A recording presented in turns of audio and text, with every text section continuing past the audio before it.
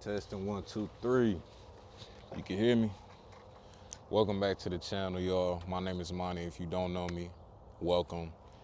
If you're part of my 3P family, what's going on? Welcome back to another video. You already know the vibes, dap me up. Appreciate you for tuning in again. Now look, I want to give y'all 5 financial habits or tips that I think will help you guys to obtain more money. You know, it will help you gain more money in the savings, more money stacked up so you can do whatever you would like, right? And I think the first thing that people don't do, because most of their money is already out the door, it's already accounted for, right? So the first thing I think you should do is pay yourself. There's no reason for you to be working 40 hours a week. You might be working 80, you might be working 60, 70 hours, much like myself, you know, where if you're working that much, there's no way you shouldn't be paying yourself. You know, I'm talking about before you pay any bills, you know, debt, or even splurge on something. I think you should set aside a percentage to the side to put up in savings, somewhere that you're not gonna touch this money. You need to save at least, I think 20%, at least 20% to 25% of your check. You have to pay yourself, bro. This is your savings, whether you're trying to make investments in something.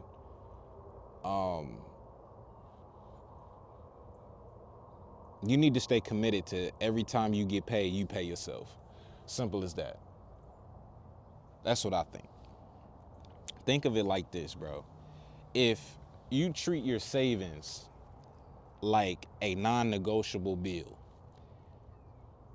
you will be far more consistent with building your financial future,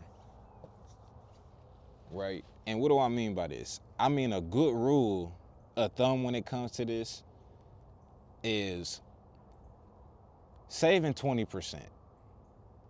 20% might sound like a lot, but it's not. 20% of your income. And you can start off small. We're not talking about a large portion. You know, even setting aside 5% is a great start. Let's just do 5. 5. Maybe 20% is a lot. 5%.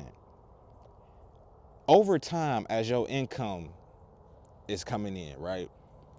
It's gonna grow, and then try to increase the percentage as you go. Maybe 20% was a little too much. Let's do 5%, right? So let's just say we start with 5% or 10%, okay? The key here when you putting up money is the consistency. Even if it's a small amount, by paying yourself first, bro, you're putting your future financial security above everything else, right? It's a habit that a lot of us don't have, and it's a habit that, if done right, will ensure that you have a solid nest. It's kind of like a bird's nest. You will have this solid egg over time, right? Now let's go to number 2. Something that I was doing, and this isn't promo or anything. It's this app that I was using. Let me go to my phone. It's called Mint. It's not sponsored or anything, but if Mint, y'all want to sponsor you, boy, hey, I've been using y'all app.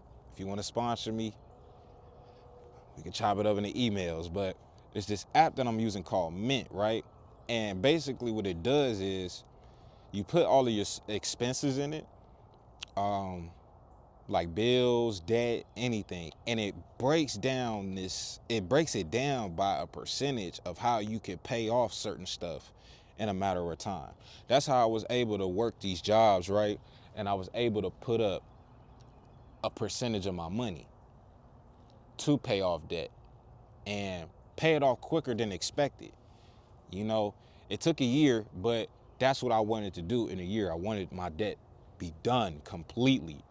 1 year grinding and not overspending, spending on, stupid stuff. Like, at one point in time, I was buying clothes, but I was reselling the clothes to make money. You get me? So I was making money, but it was stupid for me to go spend money when I could just put it up.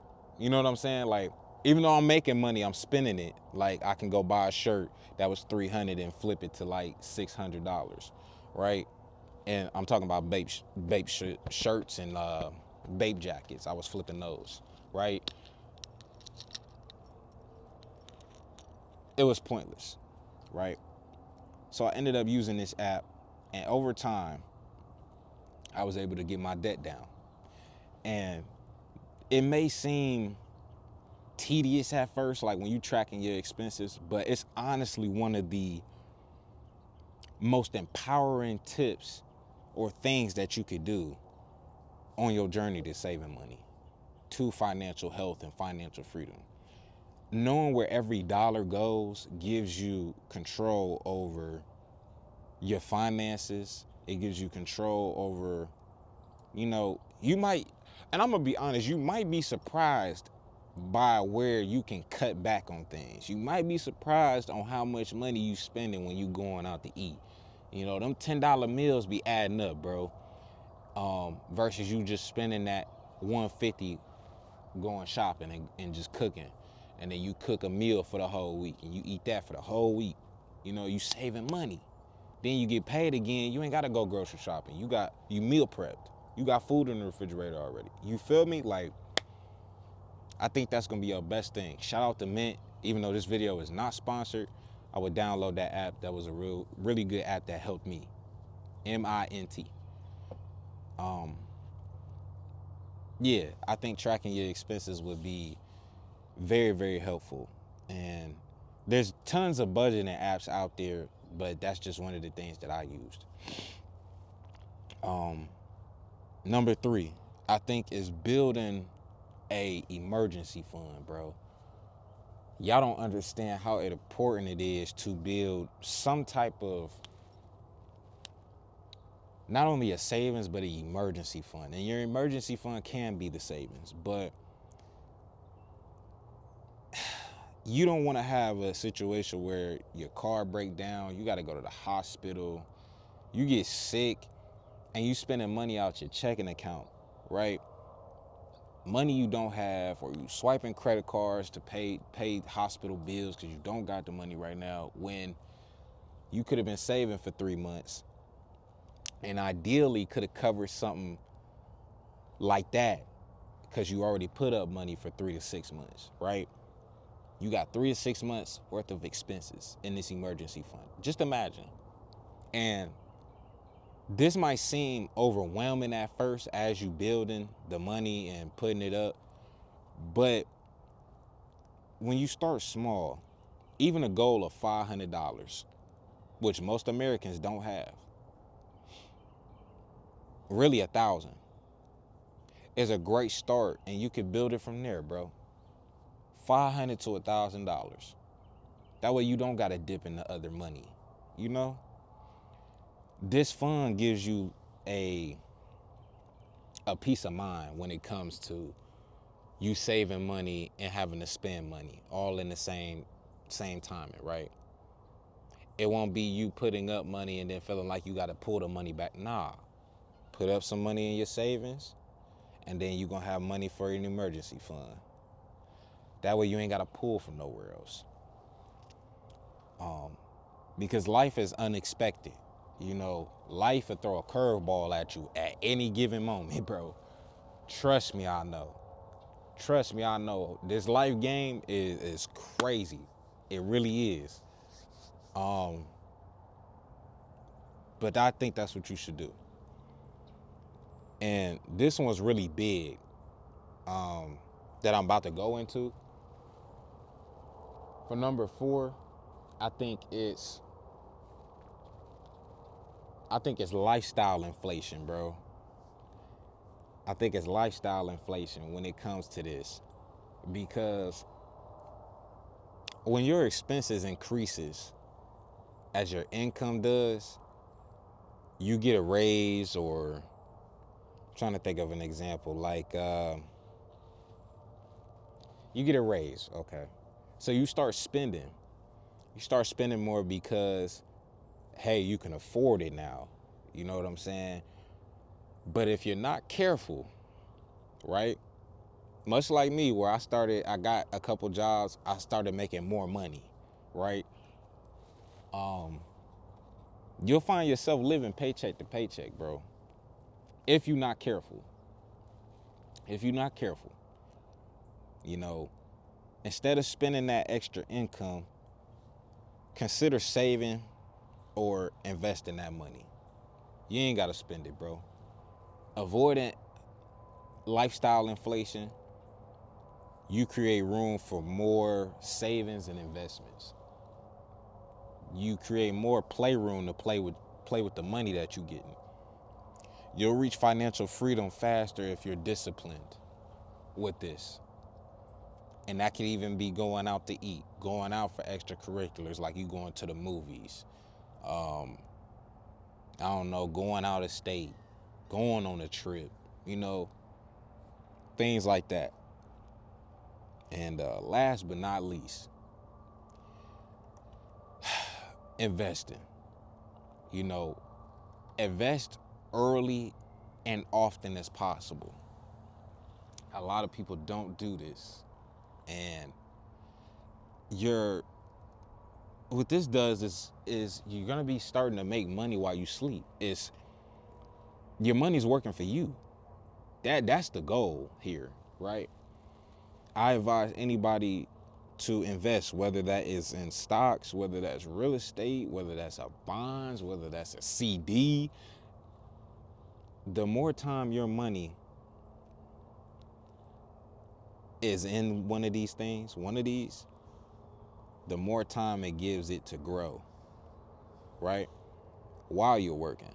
Don't let investing intimidate you either. You know, I got a lot of people, once I brought up day trading, oh, it's not suitable, it's not somebody said it's not reasonable, or it's not feasible, it's not, come on, bro. Then you want to be stuck. You want to be stuck. I don't want to be stuck. Try something. Try something. I chose to invest my money, and honestly, it's worked out, bro. I done made a couple thousand off the stock market. You know, I done made a couple hundred off of Cash App stocks. Like, if I was listening to other people, what other people said about investing or things like that, all because you too scared to invest, bro, no. Nah. I started investing my money into a class to start learning the stock market. Did that a year ago. Now I'm understanding it, but I know the stock market game, I'm not gonna lie, it take years to learn, bro. It do. Because I'm a year and 3 months in of learning it, and I'm still slightly confused when it comes to it. But I'm learning, right? My next step, I wanna get into real estate. I do. Just gotta take the steps into doing that. Um, but it all starts with you, bro.